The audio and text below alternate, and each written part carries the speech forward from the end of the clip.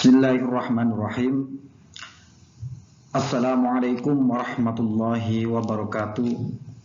Hamdan wa syukran lillah, amma ba'du.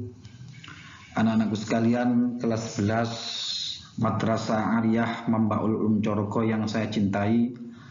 Alhamdulillah, kita masih diberi kenikmatan oleh Allah Subhanahu wa taala, diberi kesehatan oleh Allah Subhanahu wa taala, sehingga kita bisa melakukan aktivitas kita, yakni tholabul ilmi, meskipun dalam kondisi yang masih sama seperti semester kemarin, yakni daring. Mudah-mudahan wabah penyakit yang ada di seluruh dunia, khususnya Indonesia, lekas-lekas dihilangkan oleh Allah Subhanahu wa taala. Dan mudah-mudahan kita semuanya diberi kesehatan oleh Allah Subhanahu wa taala. Marilah kita awali pertemuan kali ini dengan baca suratul Fatihah. Mudah-mudahan apa yang kita sampaikan, Pak Rozi sampaikan nanti bisa bermanfaat, dan keluarga besar kita semuanya Mambaul Ulum Coroko diberi kesehatan oleh Allah Subhanahu wa taala. Al-Fatihah. A'udzu billahi minasyaitonir rajim. Bismillahirrahmanirrahim. Alhamdulillahirabbil alamin arrahmanir rahim maliki yaumiddin. Iyyaka na'budu wa iyyaka nasta'in. Ihdinas siratal mustaqim, siratal ladzina an'amta 'alaihim ghairil maghdubi 'alaihim waladdallin. Amin. Anak-anakku sekalian, melanjutkan materi semester 1. Kalau dalam semester 1 pembahasannya hampir sama, yaitu tentang yang terakhir adalah tentang tadhizul janais, tata cara mengkafani jenazah, memandikan, mensolati, dan menguburkan. Sengaja Pak Rosik ulang karena kalau semester kemarin kebanyakan kita lihat video-video dan keterangannya menurut Pak Rosik kurang detail, dan rujukannya juga menurut Pak Rozik ada beberapa yang memang kurang pas menurut pemahaman Pak Rozik. Kalau Pak Rozik memakai buku acuan yang diterbitkan oleh Pondok Pesantren Lirboyo, jadi nanti insya Allah semuanya sama. Tapi sebelumnya anak-anak sekalian, sebelum pada pokok materi, yakni memandikan jenazah, mungkin di antara kalian sudah pernah yang ikut turut memandikan jenazah, apakah itu keluarganya atau tetangganya. Mungkin nanti ada perbedaan, tapi itu tidak masalah. Yang penting nanti tata cara urutannya yang terpenting adalah tidak sampai tumpang tindih najis.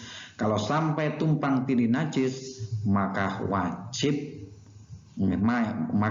diulang, atau kalau memang tumpang tindih najis, maka mayit masih bernajis, maka tidak boleh disolati, karena mensolati najis itu tidak sah.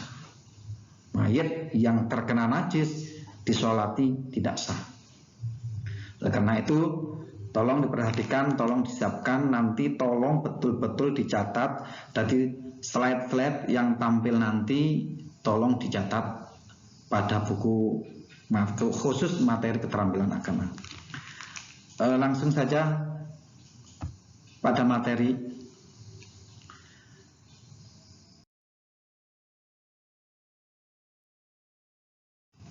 Tadhizul janais itu meliputi yang pertama adalah memandikan, mengkafani, mensolati, dan memakamkan atau menguburkan.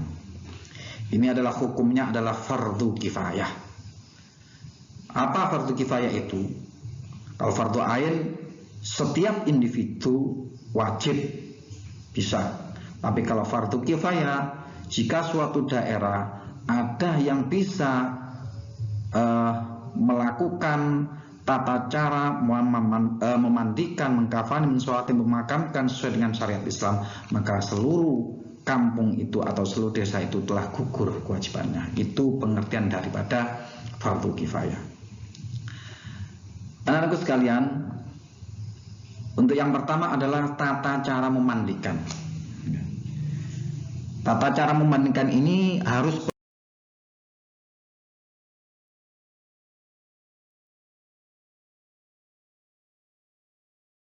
diperhatikan, yaitu tadi seperti yang diterangkan Pak Rozik awal, jangan sampai mayat itu di dalam memandikan ada najis yang tersisa. Kalau sampai ada najis yang tersisa, maka hukumnya mensolati najis itu tidak sah. Anak-anak sekalian, ada syarat dan tata cara memandikan jenazah. Yang pertama adalah syarat orang yang memandikan.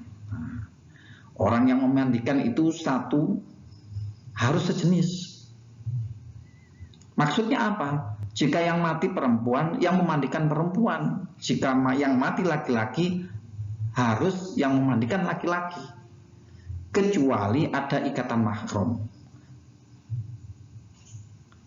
Siapa ikatan mahram itu?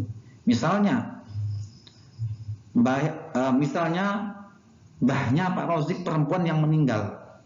Pak Rozik secara garis keturunan adalah ikatan mahram, maka Pak Rozik boleh turut ikut memandikan mbahnya Pak Rozik yang perempuan tadi.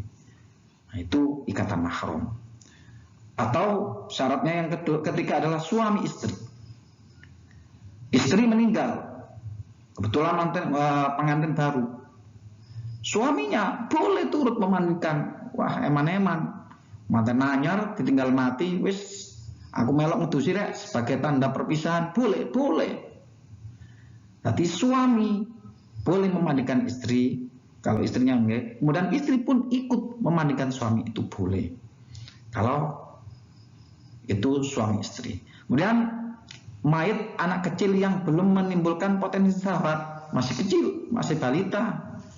Nek mayit umur 15 tahun ya nggak boleh. Karena apa? Itu ada potensi syahwat. Sing ngedusi wedok atau sing mati wedok, sing ngedusi wong lanang, kate sing mati wedok wayu pisan, pasti akan menimbulkan syahwat, maka tidak boleh. Nah, niku. Terus bagaimana jika tidak ada orang yang sejenis? Maka jalan satu-satunya adalah ditayamumi. Boleh sebagai pengganti memandikan jenazah ditayamumi. Jika yang mati laki-laki dan tidak ada penduduk laki-laki, semuanya perempuan, maka boleh ditayamumi. Kemudian yang kedua adalah syarat orang yang kedua adalah orang yang memandikan mayit laki-laki yang utama adalah ahli waris asobah laki-laki. Ini secara aturan yang lebih utama. Kalau tidak ada yang lebih utama, ya yang lainnya boleh. Demikian juga jika mayit perempuan, maka yang paling utama adalah perempuan yang memiliki kerabat dekat seperti anak perempuan, ibu, saudara perempuan. Kemudian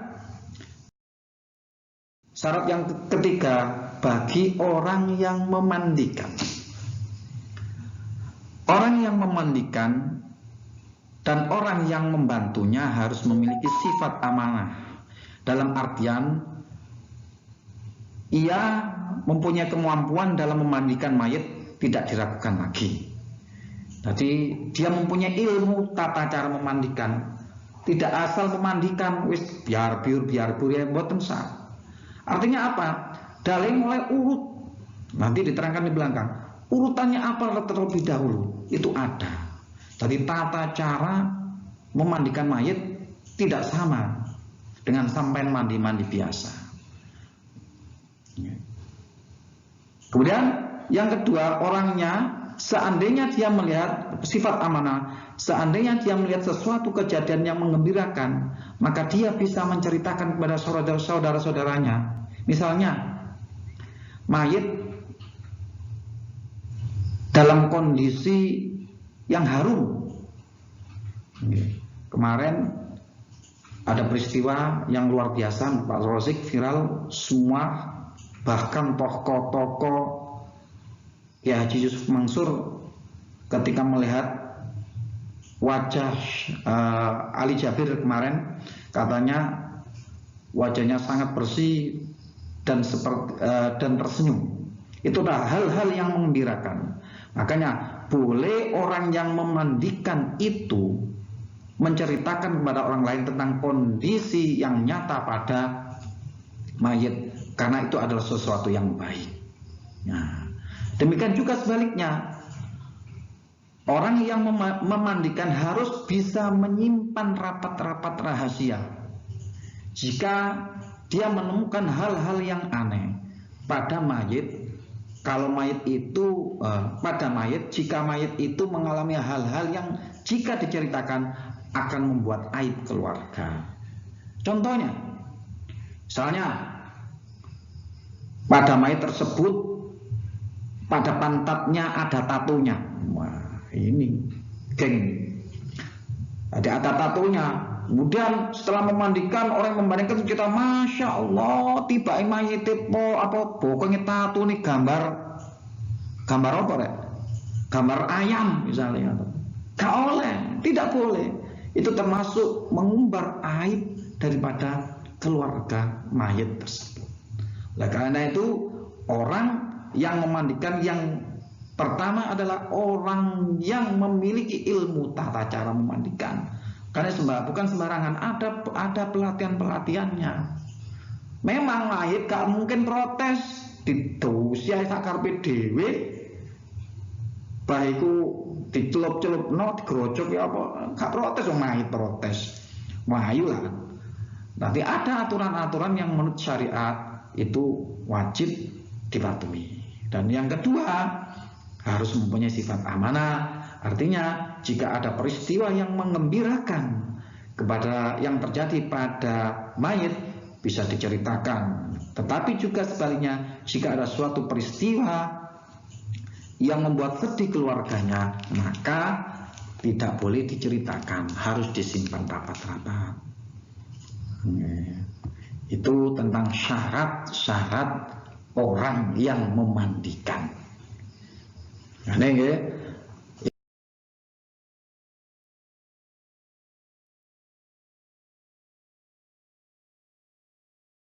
ini mulai langka. Makanya ilmu ini mulai langka. Jarang orang mempelajari ilmu ini. Mereka hanya memandikan dengan alasan yang penting bersih. Nah, tidak boleh. Kemudian syarat yang selanjutnya adalah tempat memandikan. Yang pertama, tempat yang memandikan harus sepi. Di belakang rumah tertutup, sepi. Gak oleh memandikan di tengah lapangan, gak boleh. Atapnya pun harus tertutup. Tertutup dan tidak ada orang yang masuk kecuali orang yang bertugas. Nanti yang bertugas itu yang boleh keluar masuk tempat memandikan mayit tersebut, tidak sembarangan. Kemudian yang kedua, tempatnya itu ditaburi wewangian, semisal dikasih dupa atau minyak wangi yang berguna untuk mencegah bau si mayit. Sebagian ulama mengatakan bau harum itu akan mendatangkan malaikat yang memberi rahmat kepada si mayit. Selanjutnya,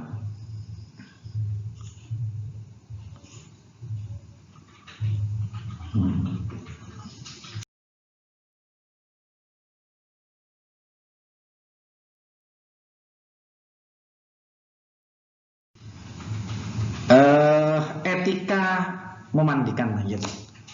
Nah, ini penting sekali. Nanti dicatat, betul dicatat. Karena ada ilmu ini, ilmu yang sangat langka sekali. Tolong catatannya jangan sampai hilang. Karena pasti akan berguna bagi sampean. Entah itu untuk keluarganya, atau nanti kalau sampean dadi wak mudin, dadi bu mudin, maka sampean bisa membuka materi ini.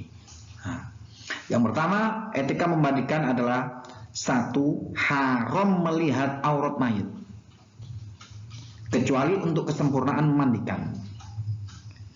Jadi kondisi mayit ketika dimandikan itu tertutup. Pak, angel. Nah, ini kecuali. Tapi mayit sebetulnya dalam kondisi tertutup, dikasih tutup apa itu sewe atau jarik apa namanya itu dalam kondisi tertutup. Tapi memang kesulitannya air itu kurang bisa sempurna sampai pada tubuh mayit. Kalau dalam kondisi-kondisi tertentu untuk kesempurnaan memandikan boleh. Boleh dalam artian tidak seluruh aurat, hanya aurat inti saja yang tertutup. Dua, wajib memakai alas tangan ketika menyentuh auratnya. Maksudnya aurat inti ya, kubul dan tubul, dalam ngarep dan dalam buri. Nah, niku wajib nyawi, wajib terangannya diselontong. Ya. Nyawi mayit, tangane diselontong.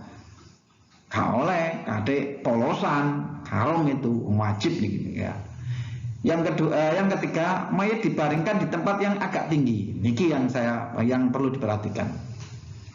Mayit diletakkan atau biasanya yang saya lihat, saya sering ikut, niku biasanya di pangku.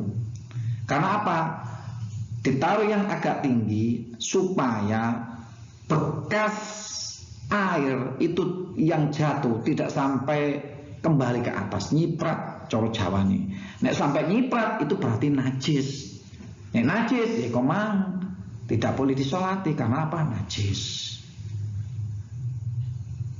Kemudian mayit dimandikan dalam keadaan tertutup semua anggota tubuhnya. Jika mengalami kesulitan cukup aurat inti saja seperti yang di atas nih. Nanti mestinya yang sempurna, yang etikanya tertutup, wape tertutup, mayit tertutup semuanya. Tapi karena kesulitan, katanya nyawi yo angel, makanya nggih oleh lah, nggih cukup aurat ininya yang di bawah perut, di atas dengkul, nah itu yang ditutup. Yang kelima, disunahkan menutup wajah mayit mulai awal sampai akhir. Biasanya dikasih berapa jenenge? Sapu tangan. Niku disunahkan. Yang keenam, disunahkan memakai air dingin karena lebih menguatkan tubuh mayit. Kecuali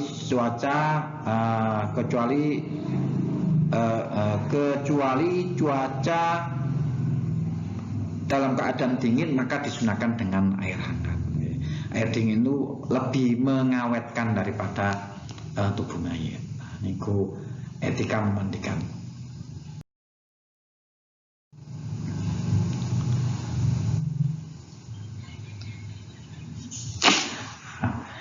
Pada poin ini, tata cara memandikan ini lebih pada materi yang mestinya harus praktek betul. Jika Pak Rozik menyampaikan kurang sip sebetulnya. Harus ada media, torso atau boneka misalnya. Nanti dalam pertemuan yang akan datang mungkin bisa Pak Rozik membawa torso nanti di syuting atau anak-anak bisa masuklah katakanlah. Saya nanti akan minta izin pada Bu Eni selaku kurikulum untuk memasukkan. Nek hanya sekedar ngomong teori tanpa praktek secara langsung, hasilnya gak sip. Katakanlah menurut saya hanya 25%. Padahal materi Pak Rozik adalah materi praktek. Nah, karena itu Pak Rozik hanya sekedar menyampaikan saja secara runtut. Nanti yang terpenting adalah prakteknya. Ini karena waktunya sudah cukup lama. Kasihan pulsanya nggih. Ini untuk pertemuan tata cara memandikan jenazah ini kita akan lanjutkan nanti pada pertemuan yang berikutnya. Hari ini hanya saya bacakan tata cara memandikan mayat jenazah. Yang pertama adalah meneliti serta membersihkan anggota tubuh mayit dari hal-hal yang menghalangi sampainya air pada kulit, mengeluarkan dan membersihkan kotoran pada tubuh mayit yang berlubang, mewudhui mayit. Nah, mewudhui mayit itu juga ada niatnya. Tidak hanya nawaitul wudu'a, tapi ada nawaitul wudu'a al-masnuna ala hadhil mayyitati, kalau perempuan lillahi ta'ala.